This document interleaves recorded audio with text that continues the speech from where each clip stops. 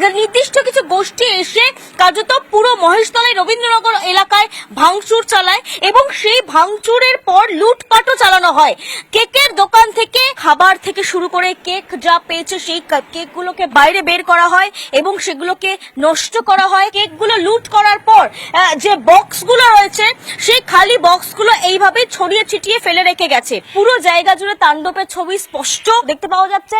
উপরে যে বোর্ড সেই বোর্ডের আর কিছুই অবশিষ্ট নেই। লাইট থেকে শুরু করে যে হোর্ডিং বোর্ড সেগুলো কার্যত ভেঙে ঝুলছে এবং তার কিছু অংশ এখন এখানে ছড়িয়ে ছিটিয়ে রয়েছে। চেয়ার থেকে শুরু করে যে বক্সগুলো রয়েছে ছিল কেকের বক্সগুলো পেটিগুলো সেগুলো ভেঙে পড়ে রয়েছে এবং সবচেয়ে বড় বিষয় এখানে যে বড় থান ইটগুলো ছিল সেই ইটগুলোকে ভাঙা হয় এবং সেই ইটগুলোকে ভাঙার পর তারপর সেই ইটগুলোকে টুকরো করে সেগুলো দিয়ে ছোড়ার জন্য পুলিশের দিকে ছোড়ার জন্য বাড়ি ঘর ধরে কাঁচ ভাঙার জন্য সেগুলোকে ব্যবহার করা হয়। এই ইটগুলোকে দেখেই বোঝা যাচ্ছে যে এই ইটগুলোকে কিছু একটা শক্ত বস্তু দিয়ে ভাঙা হয়। শুধুমাত্র এই একটা ছবি নয়, পাশাপাশি বহু এমন দোকান রয়েছে, বহু এমন সাধারণ মানুষের দোকান রয়েছে যেগুলোকে লুট করা হয়েছে।